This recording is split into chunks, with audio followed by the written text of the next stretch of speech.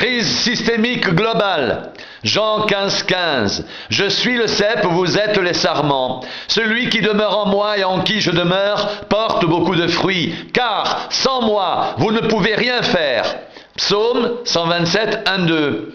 Si l'Éternel ne bâtit la maison, ceux qui la bâtissent travaillent en vain. Si l'Éternel ne garde la ville, celui qui la garde veille en vain. En vain vous levez-vous le matin, vous couchez-vous tard et mangez-vous le pain de douleur. Il en donne autant à ses bien-aimés pendant leur sommeil. Psaume 62, 8, 12. En tout temps, peuple, confiez-vous en lui, répandez vos cœurs en sa présence. Dieu est notre refuge. Oui, vanité, les fils de l'homme, mensonge, les fils de l'homme. Dans une balance, ils monteraient tous ensemble, plus légers qu'un souffle. Ne vous confiez pas dans la violence et ne mettez pas un vain espoir dans la rapine. Quand les richesses s'accroissent, n'y attachez pas votre cœur. Dieu a parlé une fois, 2 fois, j'ai entendu ceci, c'est que la force est à Dieu. À toi aussi, Seigneur, la bonté, car tu rends à chacun selon ses œuvres. Amos 8, 4, 7. Écoutez ceci, vous qui dévorez l'indigent et qui ruinez les malheureux du pays. Vous dites, quand la nouvelle lune sera-t-elle passée, afin que nous vendions le blé? Quand finira le sabbat, afin que nous ouvrions les greniers? Nous diminuerons les fards, nous augmenterons le prix, nous falsifierons les balances pour tromper, puis nous achèterons les misérables pour de l'argent, le pauvre pour une paire de souliers, et nous vendrons la criblure du froment. L'Éternel l'a juré par la gloire de Jacob, je n'oublierai jamais aucune de leurs œuvres. Jacques 4, 1, 10. D'où viennent les luttes et d'où viennent les querelles parmi vous? N'est-ce pas de vos passions qui combattent dans vos membres? Vous convoitez, vous ne possédez pas.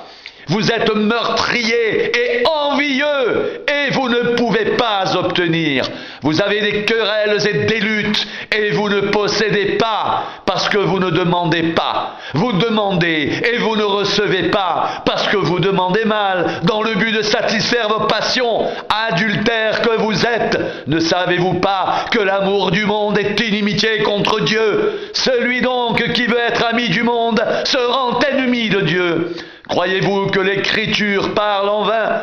C'est avec jalousie que Dieu chérit l'Esprit qu'il a fait habiter en nous.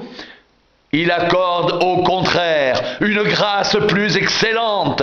C'est pourquoi l'Écriture dit « Dieu résiste aux orgueilleux, mais il fait grâce aux humbles. » Soumettez-vous donc à Dieu, résistez au diable et il fuira loin de vous. Approchez-vous de Dieu, et il s'approchera de vous. Nettoyez vos mains, pécheurs. Purifiez vos cœurs, hommes irrésolus. Sentez votre misère. Soyez dans le deuil et dans les larmes. Que votre rire se change en deuil et votre joie en tristesse. Humiliez-vous devant le Seigneur, et il vous élèvera. Jacques 5, 1, 6.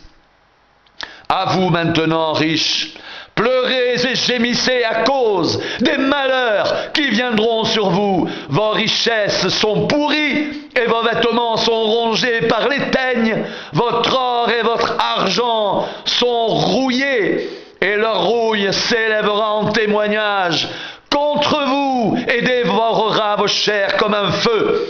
Vous avez amassé des trésors dans les derniers jours. Voici le salaire des ouvriers qui ont moissonné vos champs et dont vous les avez frustrés. Crie, et le cri des moissonneurs sont parvenus jusqu'aux oreilles du Seigneur des armées.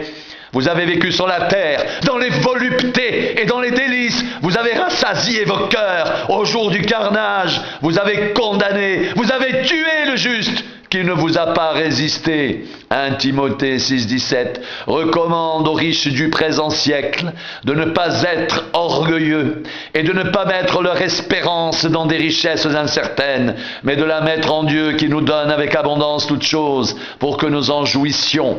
1 Timothée 6,12 c'est en effet une grande source de gain que la piété, avec le contentement, car nous n'avons rien à porter dans le monde, et il est évident que nous n'en pouvons rien emporter. Si donc nous avons la nourriture et le vêtement, cela nous suffira. Mais ceux qui veulent s'enrichir tombent dans les tentations, dans les pièges et dans beaucoup de désirs insensés et pernicieux qui plongent les hommes dans la ruine et la perdition, car l'amour de l'argent est une racine de tous les maux, et quelques-uns, en étant possédés, se sont égarés loin de la foi et se sont jetés eux-mêmes dans bien des tourments. Pour toi, homme de Dieu, fuis ces choses et recherche la justice, la piété, la foi, la charité, la patience, la douceur. Combat le bon combat de la foi. Saisis la vie éternelle à laquelle tu as été appelé et pour laquelle tu as fait une belle confession en présence d'un grand nombre de témoins.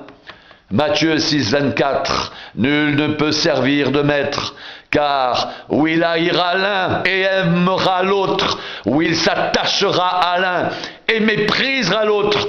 Vous ne pouvez servir Dieu et Mammon.